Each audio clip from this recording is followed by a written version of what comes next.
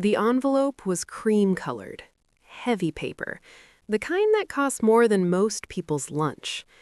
His mother slid it across the white tablecloth without looking at me. Her rings caught the candlelight. Her smile didn't move.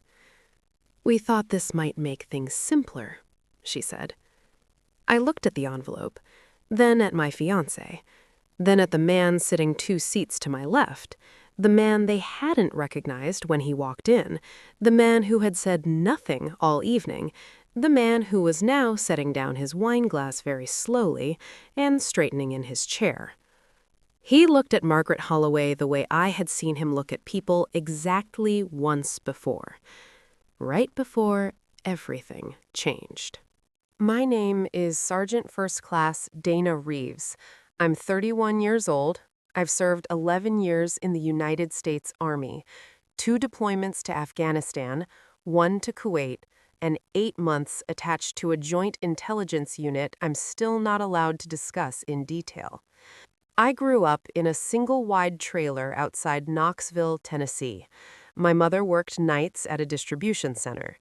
My father left when I was 4.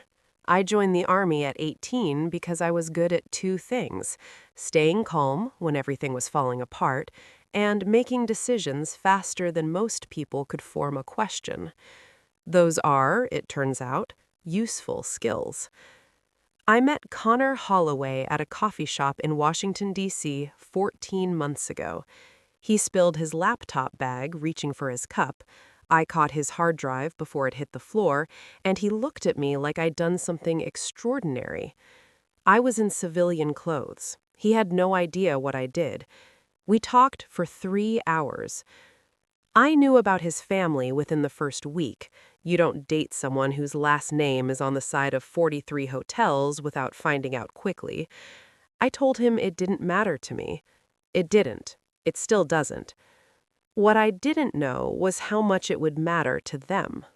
Connor's parents lived in a townhouse in Georgetown that cost more than I will earn in my entire military career. I know because I looked it up. Not out of envy, out of habit. I assess environments. It's what I do. His mother, Margaret, opened the door in a cream cashmere sweater and looked at me the way people look at something they didn't order. "So you're Dana," she said. Not a question. His father, Richard, shook my hand once, briefly, and spent the rest of the evening asking Connor about a property deal in Austin as though I were part of the furniture. At dinner, Margaret asked what I did. "I'm in the Army," I said. She smiled. "How practical." Connor squeezed my hand under the table. I let it go. I'd dealt with worse than Margaret Holloway in conditions she couldn't imagine. Over the following months, the comments accumulated quietly. Just a soldier, the Army girl, at Connor's cousin's birthday. We thought he'd end up with someone more established. Said to another guest, loud enough. Connor confronted them each time. They apologized each time. Nothing changed.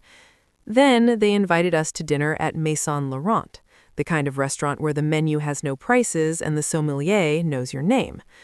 Connor thought it was a peace offering. I had a different feeling, but I didn't say anything.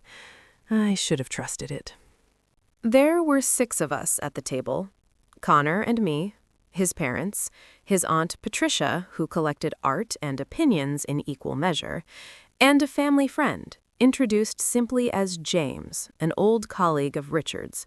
A quiet man in his late 60s with silver hair and the particular stillness of someone who has learned to take up exactly the space he needs and no more. James shook my hand when we were introduced. His grip was measured. His eyes were not. He looked at me for just a half-second longer than polite. Then he smiled and said nothing. Dinner began well enough. Wine was poured. Bread arrived. Richard talked about the Austin deal. Margaret asked Connor about a fundraiser. Patricia held court on an exhibition she'd seen in Paris. I was not asked a single question for 40 minutes. Then Margaret set down her fork. "Dana," she said, in the tone of someone about to be very reasonable, "we want you to know we think you're a lovely person." I waited. "But we've been thinking about Connor's future, his responsibilities, the company, what that requires from a partner. And we think," Richard said, picking up the thread seamlessly — they had rehearsed this, I realized, probably more than once — "that you might be happier with someone whose life looks more like yours." The table went quiet. Connor started to speak.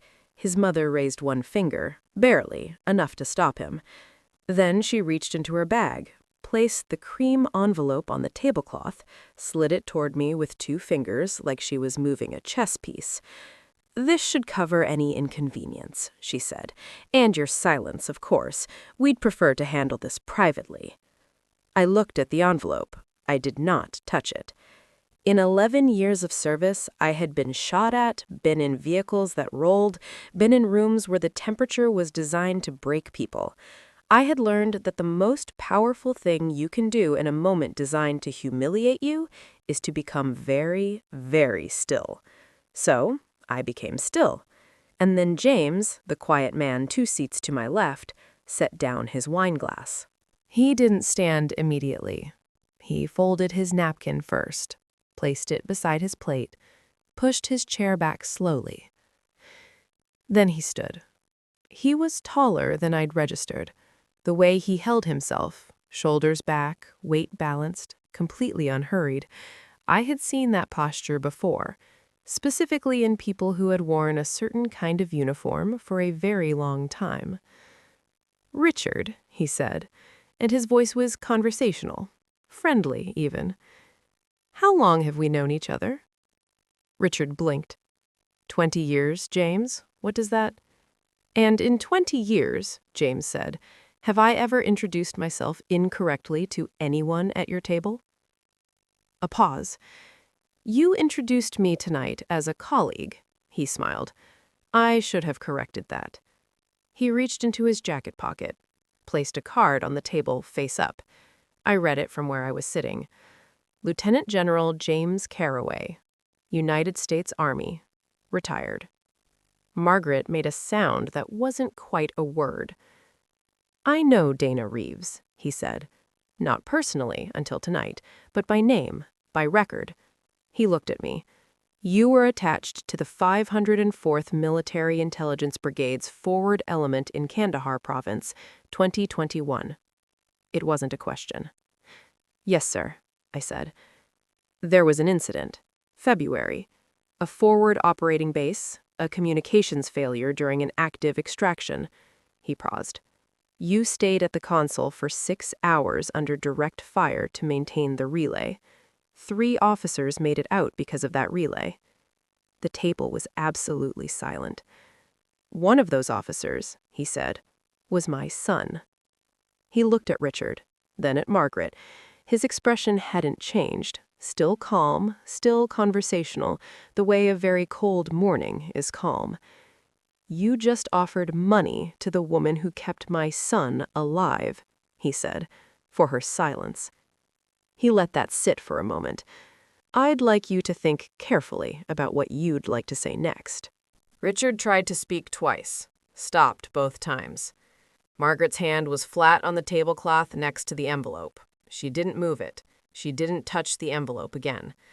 Patricia excused herself to the restroom and didn't come back. Connor was looking at me. He wasn't looking at his parents at all. James sat back down. He picked up his wine. He asked me in a completely normal voice whether I'd been to the Kandahar region before 2021 or whether that was my first rotation. We talked for 12 minutes while his hosts sat across the table and said nothing. When we left, he shook my hand again at the door. "They're not bad people," he said quietly. "They've just never had to account for what they don't know." He paused. "You handled that well." "I've had practice, sir." He smiled. "I know." Connor proposed 3 weeks later. Not at a restaurant, in his apartment, on a Wednesday evening, with a ring he'd chosen without telling his parents. His mother called the following day. The conversation was short. She apologized without quite apologizing, the kind of apology that acknowledges a thing happened without taking responsibility for what the thing was. But she made it. That was something. I accepted it because holding it wouldn't serve either of us. Richard has not called. I don't expect him to. Some people need longer. Some people need a different kind of moment. I'm patient. I've waited out worse. The envelope is still somewhere in Margaret's bag, I assume. She took it with her when they left the restaurant. I never touched it. I didn't need to.